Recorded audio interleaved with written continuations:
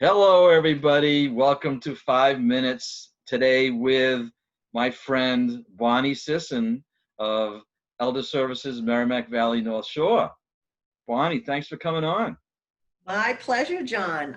Thank you for the invite. And we were talking a little bit before the show. I think this is an incredible, very creative and innovative way to market. Just all of us.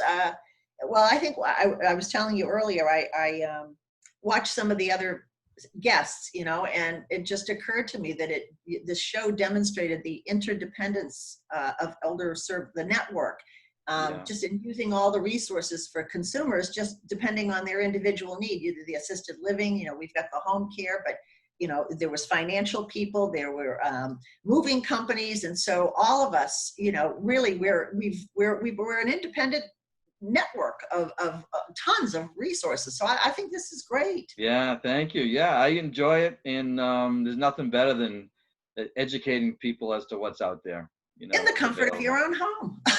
Absolutely, this is great. I gotta, I Welcome to my kitchen. yes, thank you. And I realize now I have to paint my door, at some point, because that brown is just killing me. Yeah. Well, bring your sign down just a little bit more, maybe, or Yeah. I play with that all the time. I don't know.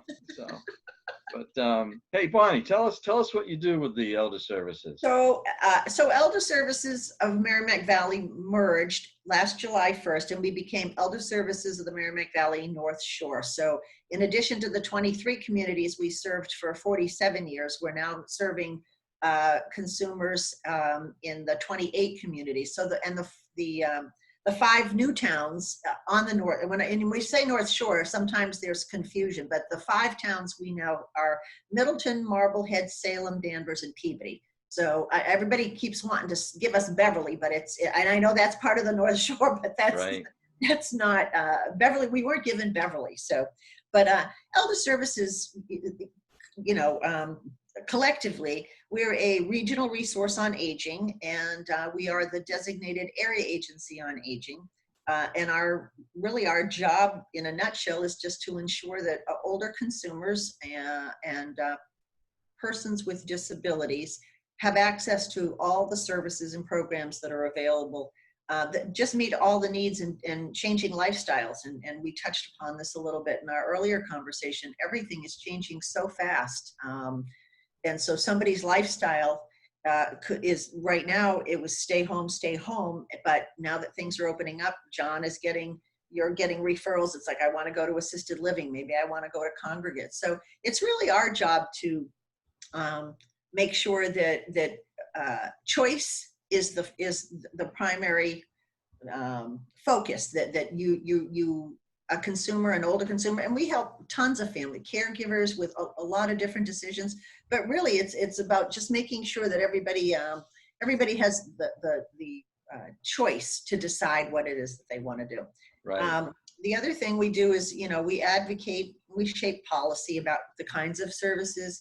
But I guess what I love about the agency the most is that we serve as a catalyst for developing new resources and these quality programs and services that keep people in their own homes. Years when I started, there were three services: homemaker, chore, and transportation. And you look at the incredible array of services and things, community programs that have been invented, if you will, because everybody's lifestyle kept changing and the choices became more abundant. It was just really nice to be able to offer all of this. And then we try to inform and empower consumers with education, awareness, and just, to promote that choice, that they have the control, that we're not going to, nobody's going to push them or force them to make a choice that they just don't feel is the right for them.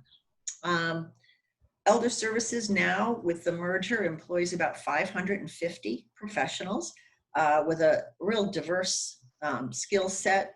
Right now we have an 11 language capacity, which is, Wow. another point. The training and expertise is really diverse as well. And I have to say, too, a lot of the older care managers come from a personal point of caregiving. So when they go into someone's home, they've had personal experience. I've been a caregiver for my mom, and then my dad and I cared for my uncle for 10 years who lived in Congregate. So we all come with, as you get older, you come with that sort of the personal experience. And what's really nice too is a lot of all the staff, the social workers, is it doesn't matter how a consumer got to the point that they're in needing help. There's no questions, there's no judgment. We just meet you where you are and see where we can go from there. There's no, well, what happened and how do, that can come later, but we'll meet you right there in the moment. And that counts for a lot to people who so just feel guilty, or, they don't want to be a burden. They don't want to ask for help. So I think that's nice. But, we have the training and experience covers a wide variety of social work, community nursing, mental health clinicians, housing, nutrition has been, we talked about the Meals on Wheels program, skyrocketed, taxed the system because nobody could get to the grocery stores or were fearful of going to the grocery stores, legal, finance, administration. The other thing that really helps elder services move forward is that we have probably close to 400 volunteers, and that includes the Meals on Wheels drivers, and we manage 9 different volunteer programs.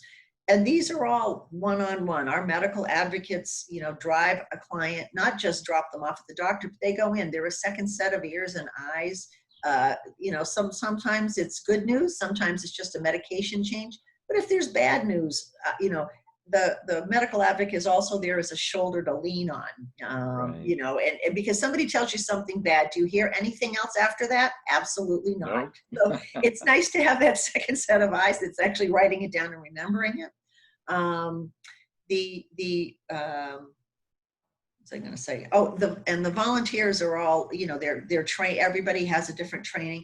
I think the two programs that there are 3 programs that look the most for is the Meals on Wheels drivers. In fact, a lot in our network, John, they were people who couldn't get some of their jobs done and found themselves with a lot of extra time, started volunteering, and we're like, this is so much fun. This is I don't know if we'll keep them when business goes back to normal, but it was just really, really nice.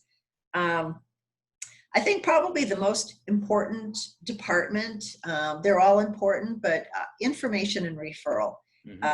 They probably field about 3,500 calls a month, about 35,000 inquiries a year. People, sometimes it's just they can't remember who their social worker is, or, but a lot of times it's family and friends. It's like, how does this work? Am I eligible? The family calls out a concern, and of course, and again, it's the elder's choice. And a lot of times it's like, no, I don't need your help. But I got through World War II, the Depression, the stock market crash. Why would I need a homemaker? It's like, well, so, they'll call back, and we keep in touch with people so that at first, if you don't succeed, maybe a couple weeks down the road, they might, reconsider. We also maintain a few different databases that have thousands of resources in there, local, state, and nationally. Because we are a area agency on aging, we're part of a national group. So if you are the caregiver and you live in Massachusetts, we've got an extraordinary infrastructure set up to care for older people. But maybe California or Idaho, maybe they don't have the same kind of structure. But if you work with our AAA and the information specialists, what they do is they'll contact, every state has an area agency on aging, and our information department will walk you through the steps, but we'll contact the area agency on aging in Idaho or Arizona, wherever it is, and we'll drill down until we find similar services that will help your loved one in their area, and work with them to get things set up.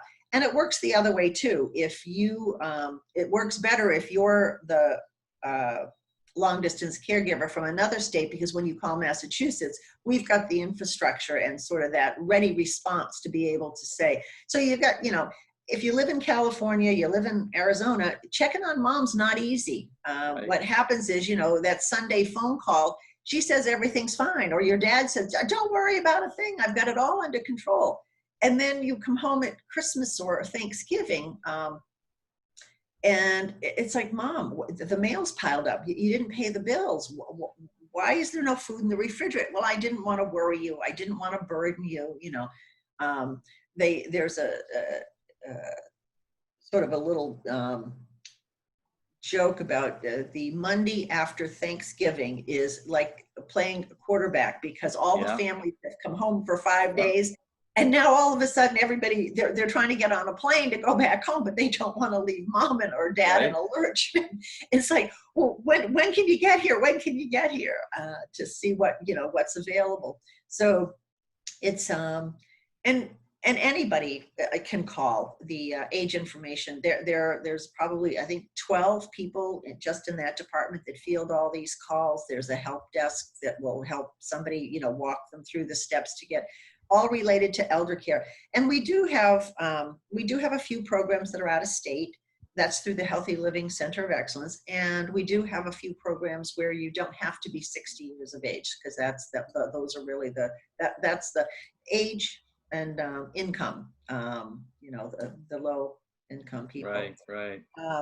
My department is charged really with the community relations, has really expanded.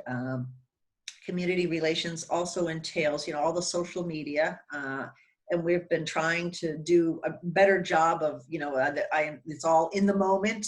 Sometimes it's maybe a few moments later, but that's, I'm trying very hard.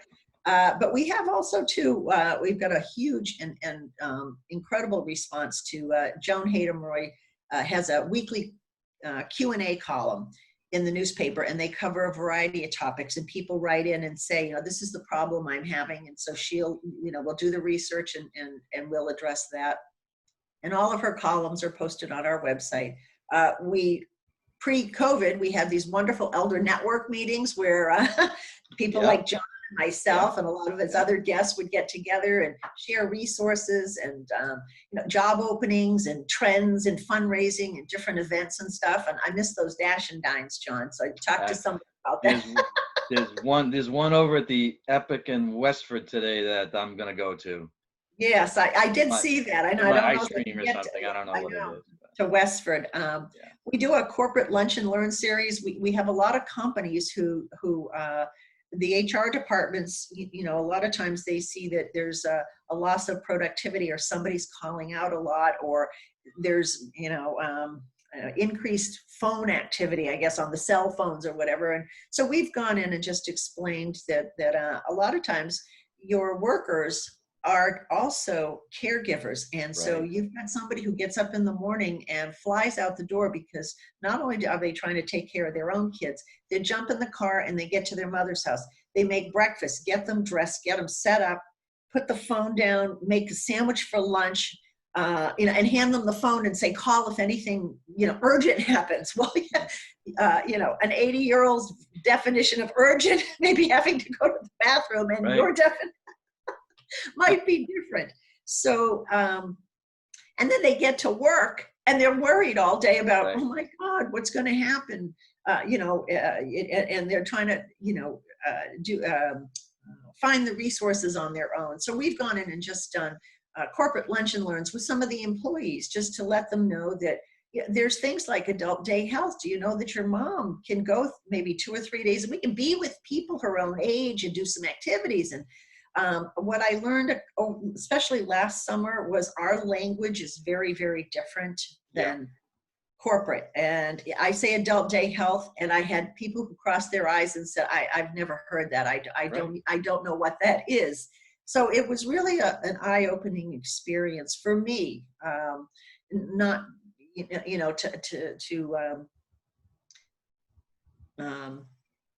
explain the resources, give analogies that they could understand. Like there's daycare for children. Well, they have it for adults. No, when did that happen? Right. So, and if you're not exposed to it and you're not part of our elder network infrastructure in Massachusetts, and, you've been in, manufacturing your whole life, why, and now it's only now that your mom or your dad needs help. Why would you understand what it is we're talking about. So the language was a little bit of a hurdle. We host and we attend health and wellness fairs. John, you've been at some of these. We do host community speakers. So, we've done some different panels and talked about different, depending on what the audience wants.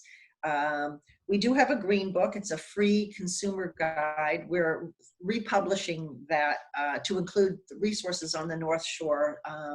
And hopefully, we'll get started. That's a 6 to 8 month project, just trying to check and recheck everything we put in there. And we love to be guests on shows like this, WCAP and Lowell. I love to be guests on different, Win Damon, I've been on his show a couple times over in Haverhill, and cable access. So, and it's really just to talk about issues that come up every single day. Should I leave mom alone? When do we, when do I take the keys away from dad? He's got lost twice on the way home, and if we take the keys away, that's their independence. Who will grocery shop? How will their life be impacted by this? And then North Shore has, for many years, had a newsletter called Shoreline. Mm-hmm. And so we wanted to keep that. And so we relaunched it with a whole new format, full of color and pictures, and we're trying to make it interesting. So, that was sent out weekly, and we didn't want to, beat people over the head. So that's done bi-weekly now. So that's been a little, that's a little bit more helpful. But we've been open the entire time. We were considered essential services. Yeah. They are taking referrals if people need help in the home, or especially if you find yourself needing a hot, nutritious meal. The Meals on Wheels program is taking referrals.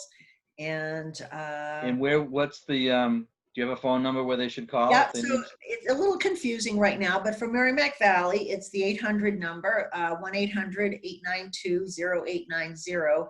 And then on North Shore, it's 978-750-4540. And I'm not used to that number yet. Right, the other one was off my tongue because I've been saying it for many, many years.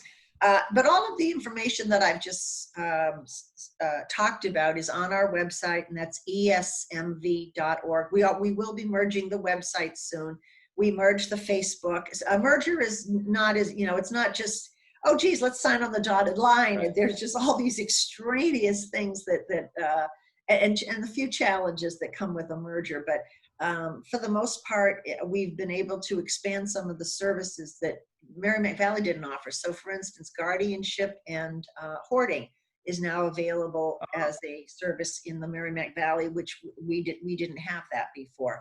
And the family caregiver program has been expanded to the North Shore to include we have, I think there's 12, don't quote me on this, but there's about, as of today, there's about 12 families that through the family caregiver program that we're helping their grandparents raising their grandchildren. Right.